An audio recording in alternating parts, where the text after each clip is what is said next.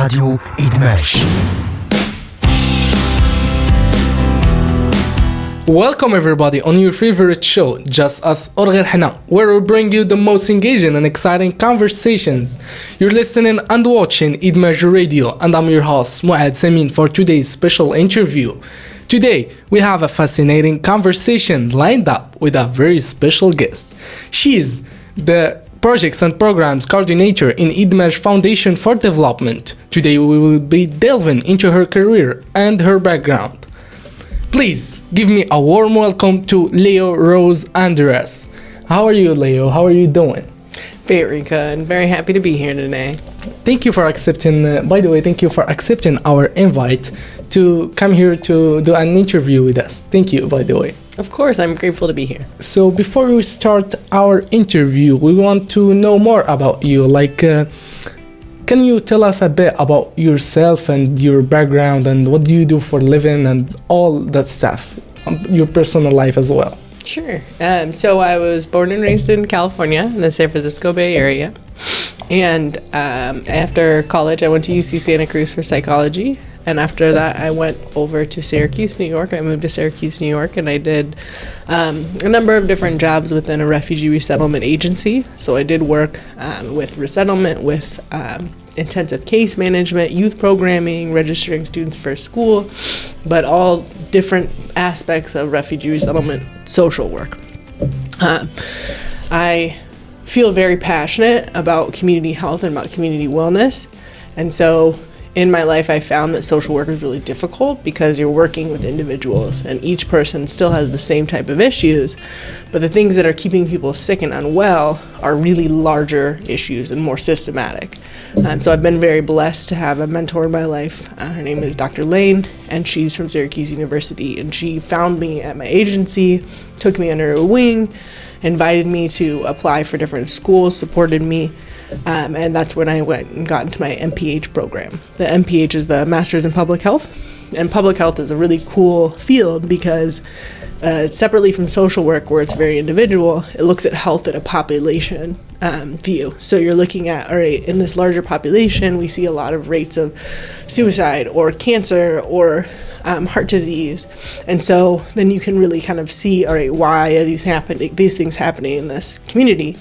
And so studying that helps you to better focus on how your interventions are going to be. And so Sandy actually also knows Mr. Mazuz.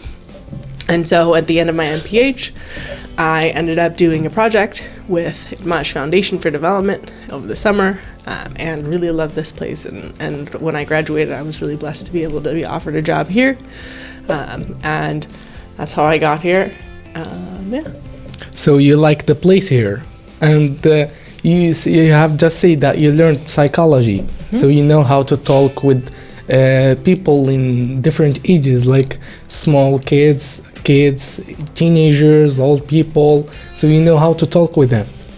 Well, so my psychology was undergraduate, right? So my education didn't really prepare me for that, but my experience did. So I worked in Syracuse, New York, at Catholic Charities. I was working in social work for refugees, right? What kind of social work for refugees, right? Yeah, so for refugees, it was resettlement. So you pick them up from the airport, you help them with their first 90 days that they're there, make sure that they have a source of income, they have housing, they have so they are legal immigrants, not illegal immigrants. They're all coming with I-94 documents. So everyone's coming documented.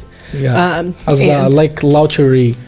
No, so it's a UN-sponsored program. So the UN, after in like the 70s, 80s, after the Vietnam War, when a lot of people were dying in the sea, they were finding that, we need to find a way for people who are victims of like really terrible situations in their countries to have a process where they could find a third country resettlement. Yeah. So in order to qualify for this type of visa, you first have to flee your country of origin. And the UN has to already have chosen your country as a place that this is possible for. So only certain countries are chosen by the UN, not for good reasons. The United States is one of them. Well, the United States was chosen to accept, and they also had to, it was a mutual agreement between the UN and each host country. So, but the UN chooses the countries where you can come from, your country of origin. So certain people are coming from certain countries, for example, like Somalia is a country of origin that people can be resettled from, or Eritrea. Certain people from Ethiopia, Syria, there was a big crisis in Syria, Afghanistan was a big one too, Iraq, where else, Congo, DRC, Congo is a really, really big one, Central Africa. How many African countries? Good question. I don't have the number. It's a lot, so most of the countries Can are you from... name some of them? The African countries? Yeah. So Eritrea, Somalia. Does Morocco include it? No, Morocco's not included because you have stability, you don't have war. It's usually places with active war, like no stability, like genocides. Like Libya is also not a resettlement country, actually, unfortunately. So let me think about like Sudan, for example. Sudan, So North and South Sudan, like people from Sudan in general, but that has a long history. Vietnam was one. Myanmar is another one. Nepal. So people who are between the Nepal and Bhutan conflict, there's like a really interesting issue around stateship between some folks from Nepal and Bhutan. So certain folks are able to qualify from that area. So like the Rohingya people from Myanmar, or the Karen people from Myanmar, because there's ethnic cleansing happening in Myanmar. So there's a number of different countries that will allow this to happen, that the UN has said this country is like unstable enough that we will help sponsor them. And people end up are able to get this through this process. It could take anywhere from 2 years to 20 years. I've heard people waiting in refugee camps for many, their entire lives. It's hard to get resettled. It's not a simple process. Yeah. So this is the thing, is like people are like, oh, you just hop on a plane. The only time that has ever happened before is during the Afghani crisis, which happened just a few years back. And that was like of the doing of the UN. Like this was because it was such a huge issue around how the US pulled out or had to pull out. Like politically, like this is not, I don't have opinions about what happened, but the process in which that happened, like the day that they pulled out, people were basically whoever you were with, you jumped on a plane with. Like, so we had people that left their entire families. There were people that were leaving with their uncles and brothers and sisters and left people there. Like there's a lot of people that are still in Afghanistan that are suffering, but then for example, we have like a father that's there, but then all of his children and his wife are still in Afghanistan, right? And the father's in America. So like that's the only time throughout history that refugee resettlement has been that quick. And it wasn't easy.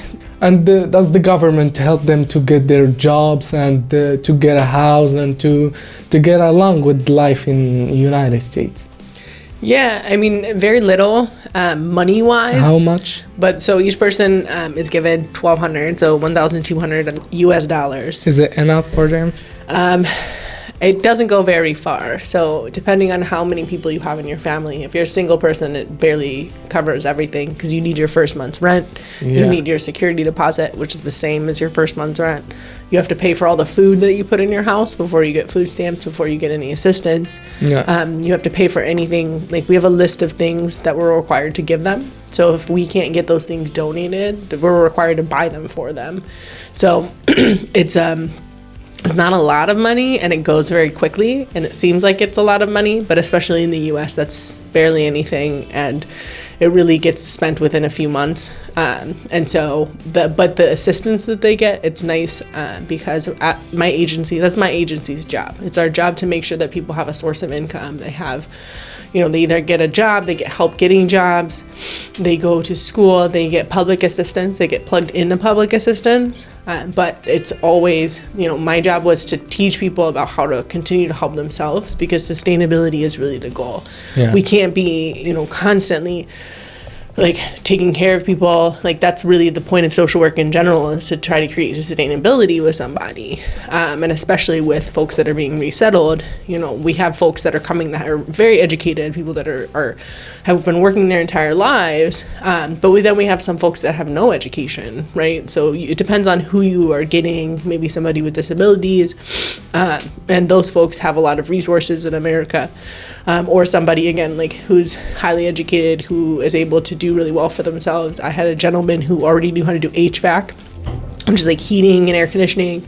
So he came and he was able to start his own business. You know, I've seen people do very well for themselves and become sustainable. And some people think, oh, like refugees get more than common Americans do. And the truth is that they only get $1,200 more one time. And then when they first come. And then after that, they get a little bit of help from our agency, but that's because we understand them better. Whereas every other agency in America is for common Americans. So they're not really getting anything special. They're just trying to make something a little more accessible for them, because everything else is less accessible because of language, because of culture, because of trauma, like because of their documents. Their documents are different than other people's documents. So it's like, you know, they have a different context. They have a different situation than other Americans. So they need something a little bit special. So it's just the context. It's not really like more money or anything like that, like some people think. So let's get back to Edmaj Foundation of Development. What inspired you to get involved in working in City Movement or in Edmaj Foundation for Development? And what do you find most rewarding about it? Yeah, that's so many things. I don't know where to start. So when I first came over the summer, you know, that's where I first met you. Yeah, I remember. You know, we were thrown into a classroom, and it was so amazing to see how much work gets done through this organization. It's a very effective organization. Yeah, it was summer camp. It's summer camp. There's hundreds of kids around, tons of staff, and it feels like it might be chaotic, but it's like this organized chaos, right? And no matter what, the kids are having fun, and that's the point. The point is that the kids have a blast, that the kids that's the reason we volunteer in this center, and we want to see kids and children happy. That's the reason we come here. Yeah, and that's very clear. You know, the students really enjoy it, but it's not just the happiness in the moment. What I love about Edmaj is that it's really building skills in young people and putting them in positions where they can be successful and where they can be leaders. It's this youth-to-youth, peer-to-peer model that creates opportunities for young people to grow and become leaders and really develop into these incredible like members of society. So it's not just that people are learning how to do a job, right? We're learning sewing, we're learning coiffure, for example. Yeah. But also learning these values of taking care of our community and really caring about what our community's future looks like, and that we create programs and projects in our community by our community. And the space is really just for that, for people from the community to come and be part of something bigger and to have the resources that they need to really just kind of make some dreams come true. And like dreams that people are dreaming dreams and achieving dreams that they never knew that they could have, which is like incredible. Yeah, but when you ask a kid or a child, when you ask him, what do you want to be in the future? He will tell you, I want to be a policeman, or he wants to be a fireman. When you ask him why, he will tell you that I've seen it in a movie or in cartoons.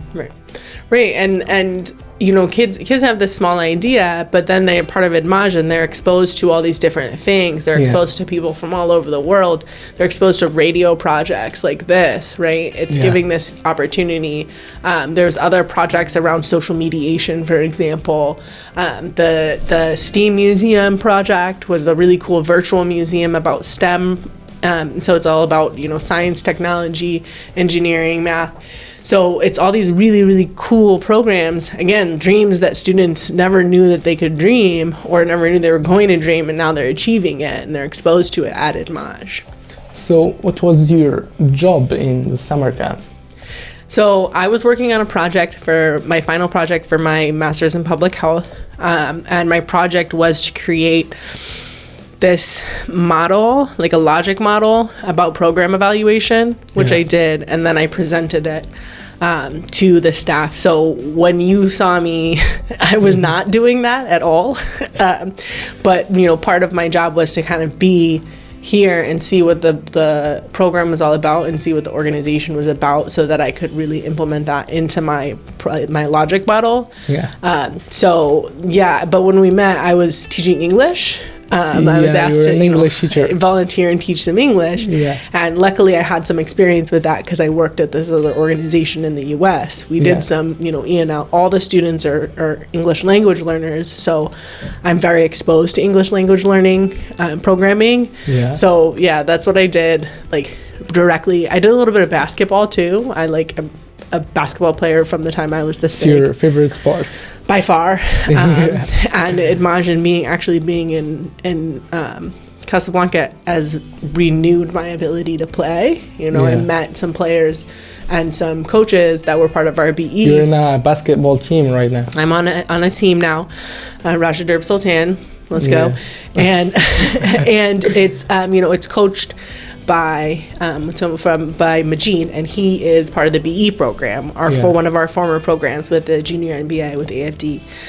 So BE was like a really incredible program, again, that Idmaj had, where it's like learning values and learning leadership through sports. He used to be my basketball coach when I was a child. I swear. I love that. He's an incredible coach. Like, he's a good person, I love him. And we don't have those opportunities in the US. Like, you have to either be in the WNBA or you're going to Europe and playing in Europe. And as a young person, I wasn't very focused. Like, you know, young people don't always have the right focus. So I wasn't very focused. But as a young person, you know, it's really normal. But unfortunately, you know, that's just how it went. And if you're not focused when you're young in basketball, you miss the boat. You miss the opportunity.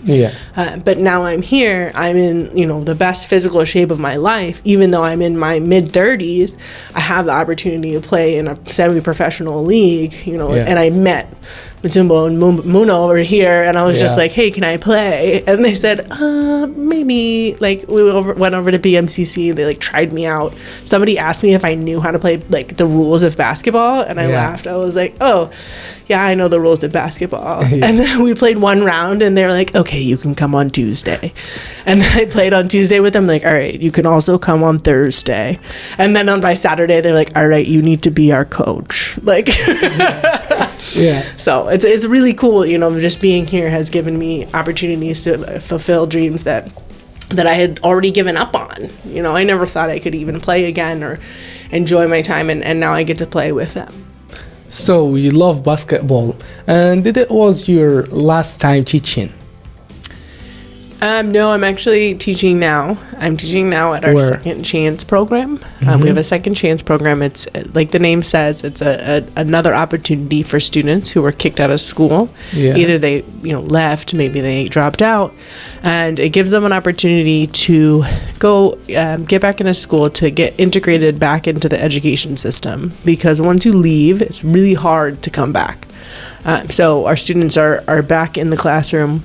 They're learning how to be in a classroom, sit in a classroom, but also, again, building those skills, learning Arabic, learning French, learning math. And then they have some fun things like theater and arts, life skills. We have some psychologists that come and talk to the students, so they're getting psychosocial support, and they're learning an employable skill. So they either get to learn coiffure in beauty skills or cuisine, and so therefore, you know, they can later become sustainable, get their own jobs, and move forward in their lives.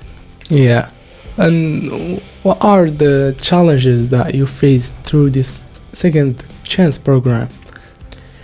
I think the biggest challenges with them is like their own feelings of defeat. Like, a lot of these students have been kind of kicked down over and over. You know, everybody's telling them that they're not good enough, they're not smart enough. They need motivation, but it's not even like, I feel bad because it makes it sound like it's their fault, right? Like they just gave up, like, right? But but when you meet them and talk to them, they seem like they have like this perfect confidence, right? They walk around like, I own the world, but they're just like young people that are really having a tough time, and we're taught in their community, like, this is the way I have to act.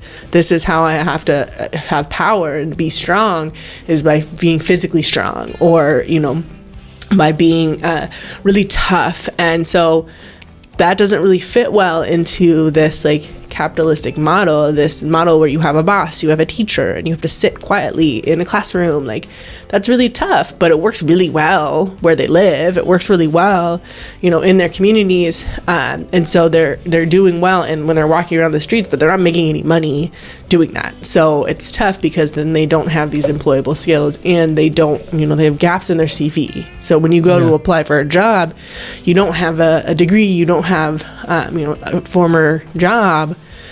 So I think that these kids are kind of in this uphill battle, and they feel like, oh, maybe I'm too far gone. Maybe I don't have any hope. So they themselves, like, just really have a stressful time trying to believe in themselves, and to know that, like, they have it inside them, and it's not too late. Like, it's never too late for anybody, but they're way too young for it to be too late for them, right? That's why it's called the second chance. Right. So we really, really try to just build a little bit of confidence in them, build a little bit of discipline, but discipline's like not the right word. It's really just like some leadership skills, some showing up every day at the right time skills, like, you know, sitting and being responsible skills, leadership, you know, and how to, you know, attend to your emotions, right? Socio-emotional learning is a big deal.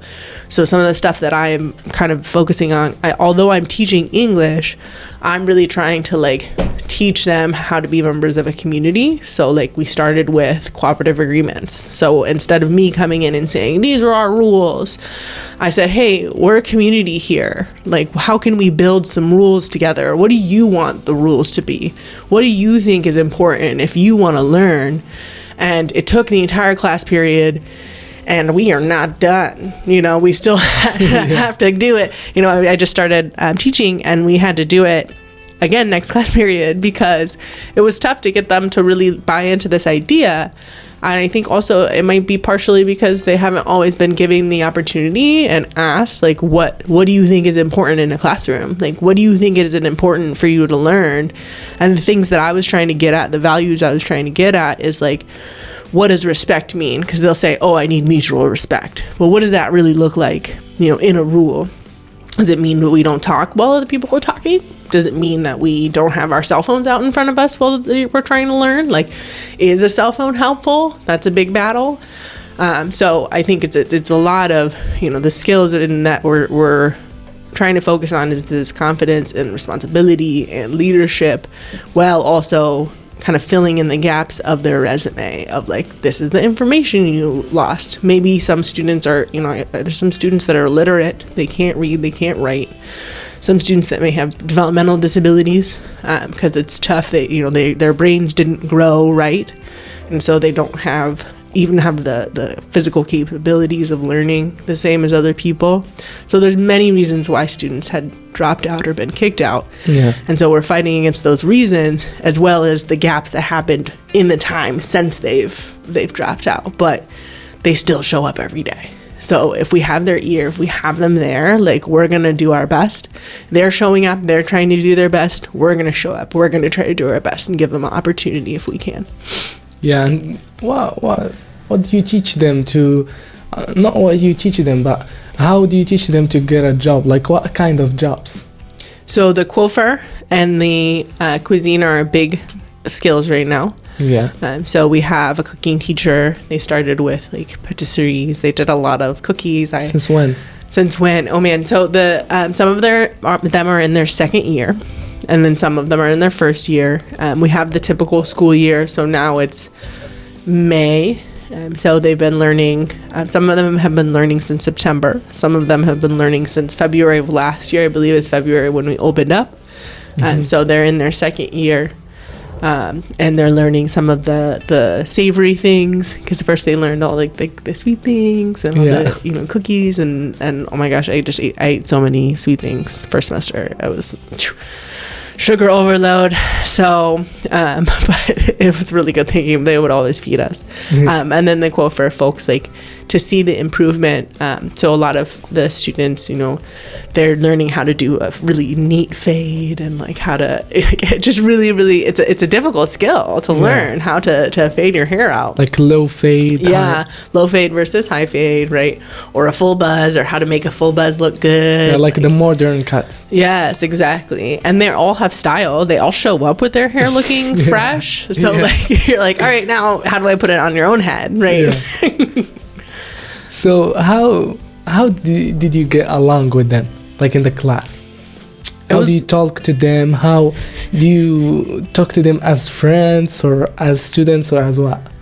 I mean, it's a mix. That's part of the skills, right? I've worked with youth for a long time. I've worked with youth since 2011, since I got out of college, and it's a skill. So at first they didn't want to listen to me. Like I really had and not that I need them to listen to me, right? It's not about saying like, you have to listen to me, but it's about having an understanding and agreement that we are going to respect each other. Well, we're in the same space. You don't have to love me. I don't have to love you. Like what we have to at least coexist. Understand each other. Right. And at least just, you know, understand where each other is coming from. I don't have to agree with you, but you have to, I would at least like to be able to stand each other or, you know, be in the same room. And at first, nobody wanted to listen to anything that I said because I wasn't speaking Darija. And I think, so it was like, I had a student that would, every time I would talk to him, he would just like move his mouth in front of me, like, you understand him? No, he was faking, like he was speaking English and he was like making fun of me. Yeah. And I would be like, I feel crazy because I'm like, I'm frustrated because I want to speak Darija and he's frustrated because he wants to speak English. Yeah. And like you know, they were the reason why I really buckled down and started trying to practice Darija. And of course, I don't have bishwaya. So right? You understand Arabic. There's a big difference between the Arabic and the Darija. Yeah, you know that. Yes, absolutely. Because when I came, I had like a tiny bit of Arabic, and the tiny bit of Arabic that I had was from like Iraqis or Syrians, and it is not the same as Darija at all. Yeah. So like even, you know, Mafi Mushkila is different from like Mashi Mushkil, right? So these are slight. But as a Moroccan, you can understand Mafi Mushkila, but as an Arab, you can't understand Mashi Mushkil. Right, exactly. So it was, you know, it's a funny transition, and I was like, oh, yeah, maybe it'll help a little bit. It didn't help at all, and also I didn't have enough Arabic in the first place. So you know, I have some Spanish, I have a little bit of Kiswahili, but not enough. But being with these students forced me to do that because I would be like, go to class, or I'd be like, yalla, and they would be like looking at me and just be like, no. And then the first thing I had to learn was like sir, you know, sir kaisam, right? Sir kaisam, like you have to go to class. And then, then they would, you know, stand up and go because I would get frustrated. I'd watch my coworkers be able to do that. And I was like, am I not tough enough? Like, what's wrong with me? Yeah, you're capable. Right. Am I incapable of getting these students to move? Like, is it that they don't respect me? And it was like, yeah, there's this barrier. No matter what, there's going to be a barrier. So I started learning commands like a tiny, right? Like everyone's on their cell phones, for example. Yeah, can you show us what you have learned? So like Itani is not the correct pronunciation, but it means like give me, right? Yeah. And so I'd be like, telephone dialect, like give it to me, like Itani. And then they do. And so, but I could stand there like this and be like, give me your cell phone, and they will never give me their cell phone. They won't understand you. They understand me. They know. No. If you're sitting here like this, they would know, right? Yeah. But they're just like, whatever. Because that's part of, you know, their defense mechanism, right? Or I can't even begin to tell you exactly why, but they made sure that they didn't understand me, quote unquote. But then I made sure that they had to understand me. Yeah. So like being with them, like that's, you know, that was the difficulty with communication. But some of the things that I've done, I mean, you, for example, have come and volunteered and interpreted for me. Yeah. And you've seen how I run a classroom. Yeah, it's so hard. It's not easy, but like it takes time, it takes energy, and it takes respect. I have to show them the person that I want them to be. I can't get angry. I can't say, you have to automatically respect me. Like, who am I? Like, why would they respect me? That's what right? they would say. Right. So I have to show them that I'm going to show up every day. I'm going to be there for you. Like, I do care about you. I'm not wasting time. I'm here to be here for you. Like, how do we talk together in a way that makes us feel comfortable, that it gives us this feeling of belonging and ownership? Because if it's not theirs, why would they care about it? So trying to give them a sense of feeling that, like, this is my community too, this is my classroom too. And that really helped with the communication. But my interpreters obviously are the person that brings it from like a 4 up to a 10. Because like if I'm by myself, I can do fine at a 4. But when I have somebody like you, I have a number of other people that have helped me.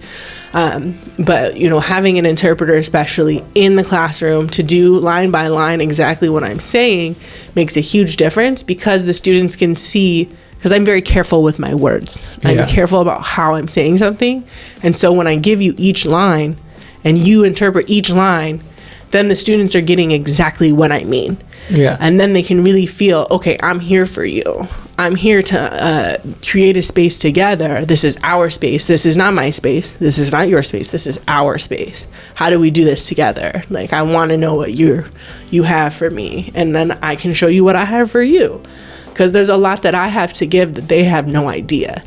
Because I look like this American that just came and has everything. Like they see you like a foreigner. Right, foreigner that has been given everything, right? I'm not saying like, I was lucky. My parents provided me food and housing. I had stability in my life. But I had a difficult time. I had a lot of stuff going on when I was younger. And some of the stuff that I went through, they can relate to.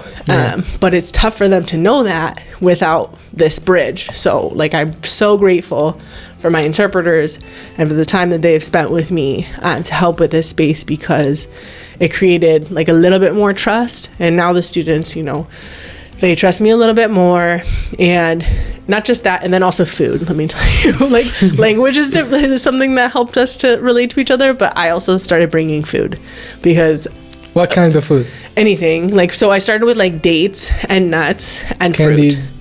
Not candy. Okay. Because I don't like candy. Yeah. And like, candy's not healthy, right? Yeah. It's not healthy. Yeah. And the students, when you're hungry, it's hard to learn, right? Yeah. So if I'm hungry, I'm showing up hungry first thing in the morning, I'm in a terrible mood. Let me start with that. You must eat your breakfast first. I have to eat breakfast. So like the first few days I showed up with like some bread and like a little bit of fromage and like some salmon, and like we, shared with all the students. And so over time I made sure that as much as possible I brought in something to eat, so the students know they can come to me, and if I have something, I'm sharing with you. Like, there's no way I'm going to sit here and just like eat in front of you when you are a hungry student, like you're a kid. Like, so I really think that food is this like ultimate bridge between people. Like, I don't have to speak English, and that's something I learned back in the US. Yeah. I don't have to speak English,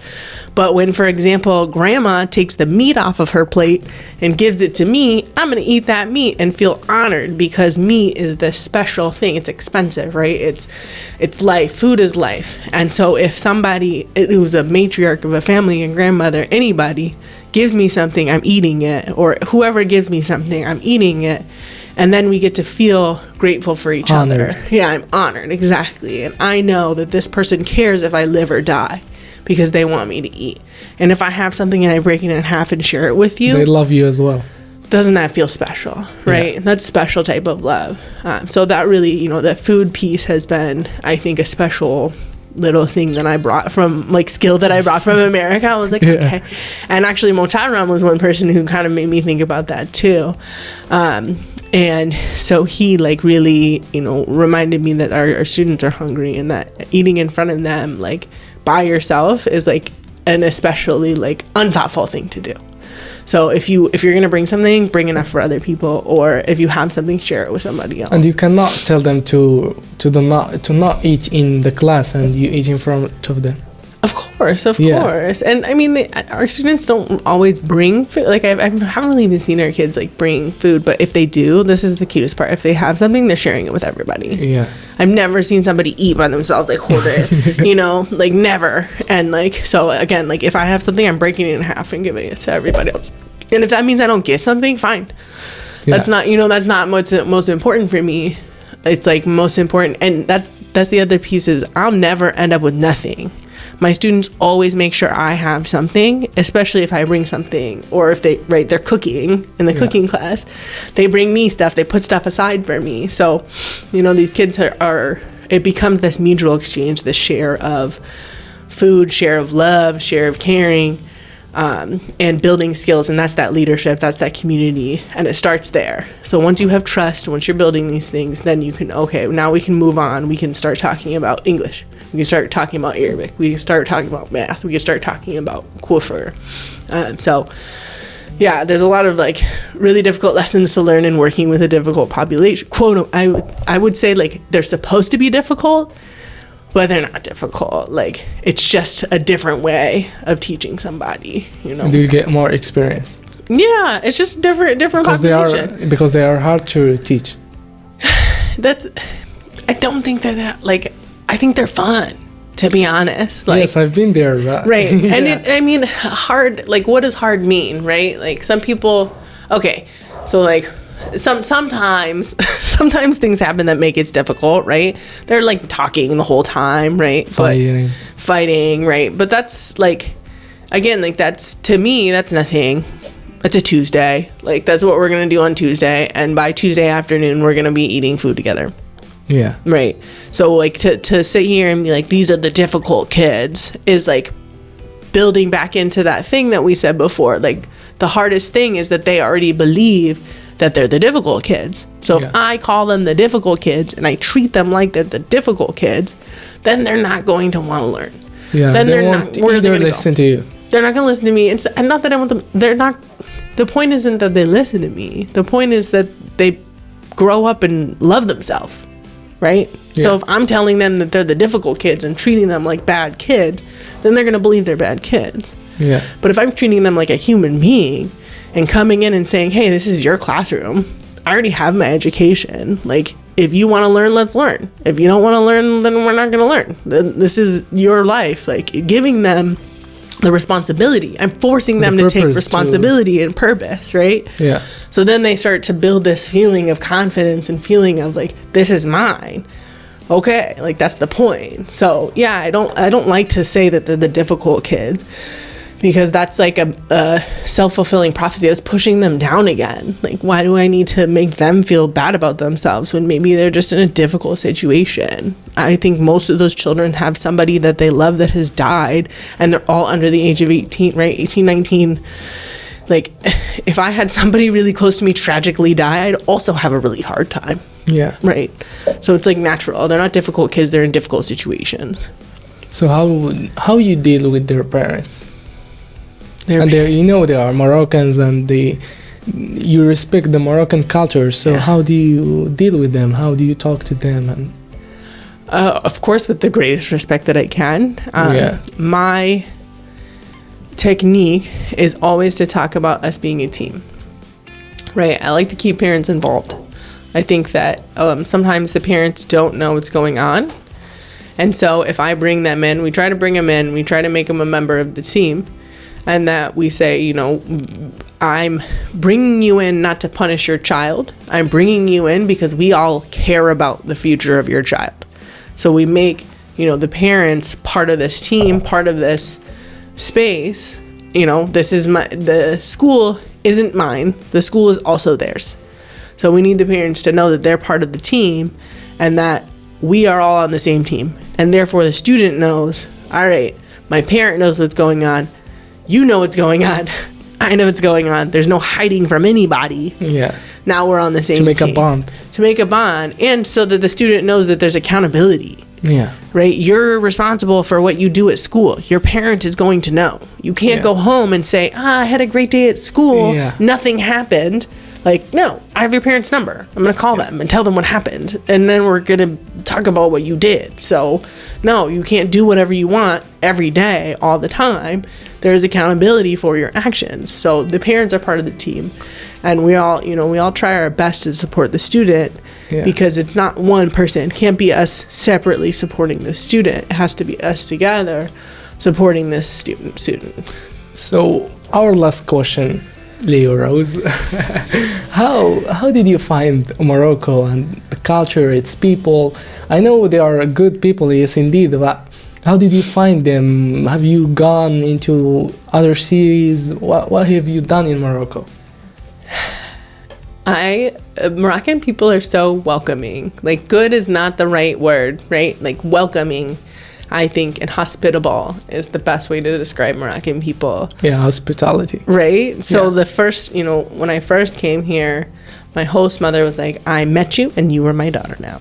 Like, she was afraid. Right? And so I have had so many people just kind of welcome me into their house, feed me, make sure I'm taken care of, hold my, rub my head when I'm crying. Like, people really generally care, about me, I think. And I think that, they made me feel like that.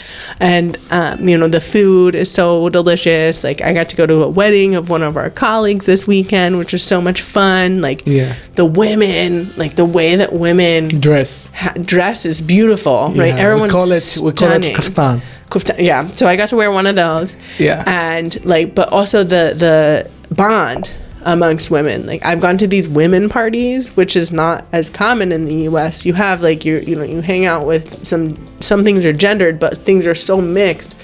Whereas here, like, you have parties where women will just come together and eat a bunch of food and like sing and dance. Like, there's these songs, right? We're playing shabby in the traditional streets. Songs, right? Traditional songs, and everyone's dancing and like sweating and having so much fun for free, right? We're doing it in our own homes for no money or everyone throws in 5 dirhams and we make a huge pastilla, right? And we're enjoying our time. And so I think this bond that I saw between people, and especially like there's a bad rap about Morocco being so oppressive for women.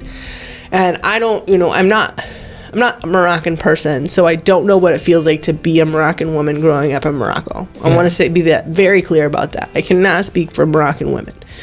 But my experience is that whether, like, through this difficulty, they love each other and have created spaces where they can be free and be, like, loving to each other in a different way. Like, the modesty of Islam hasn't been used as this oppression, like, in this way that I'm understanding these people that have used, like, modesty as a beauty, right? And this, like, special bond as women to, like, care for each other and, like, have a lot of fun as women and support each other as women, you have told me once that you fasted the whole Ramadan.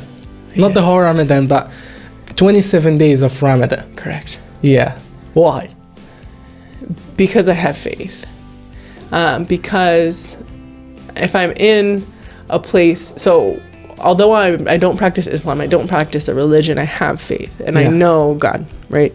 Yeah. And so my faith tells me that anytime a group of people is practicing, something beautiful is happening.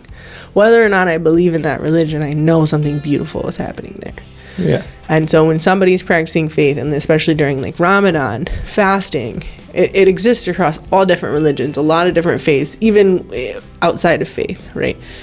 People fast, and it gives you this understanding of food as a blessing. Yeah. Right? And it shows your body what you can and cannot do. And to feel how hungry people, how they feel. Right. Yeah. And it's a type of gratitude you cannot have unless you feel that. So I had done Ramadan once back in 2011 in the US, where it's it's very, very hard to do. How many days you fast? I fasted all but 4 days that time too. Yeah.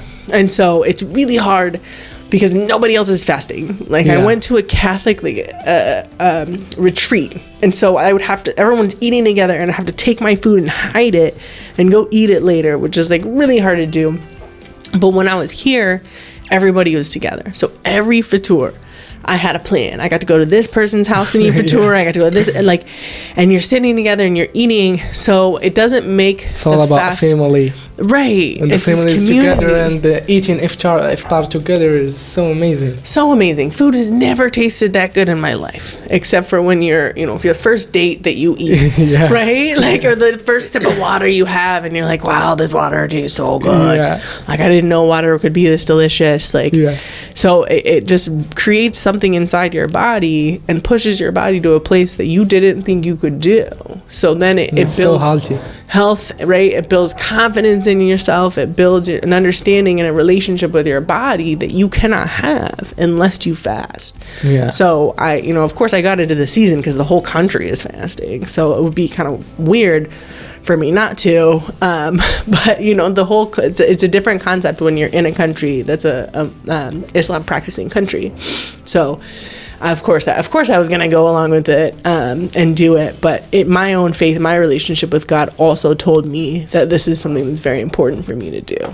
Yeah. Last thing, can you give an advice to Edmaj's volunteers? Yes.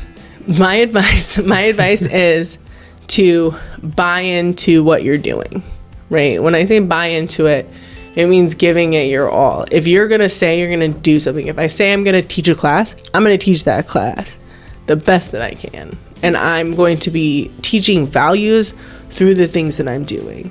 So Edmaj is not just about learning a skill, it's about learning the values behind that skill. So I'm not just learning English. So if I'm volunteering here, I'm not just teaching students English, I'm also bonding with those students and becoming a human with them and humbling myself. I'm not a teacher above somebody else. I'm here to be with other people in community. So if I'm volunteering my time, I'm using my time in a way where I can grow too. I'm not just giving, it's a mutual thing. And therefore, you're going to get so much more out of volunteering because you are learning too. You're learning about yourself.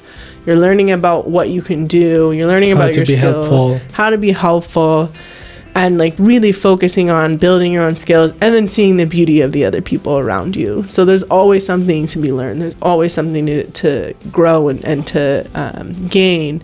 And volunteering at Edmaj is a really special opportunity to be a part of something that has a long and deep history of empowering the community. And not just people, not just fancy people, not just rich people, everyone gets an opportunity here at Edmaj. Yeah. Thank you, Leah Rose. Thank you so much. We could get to know you better. And thanks for accepting our invite. We are over the moon. And thank you everybody for listening till here. And thanks to Leah Rose for sharing her insights and her background and her personal information as well. Join us again for next interview was with you Muad Samin and Al-Muhtaram in direction. Thank you everybody. So remember, improve yourself, don't prove yourself. Bye.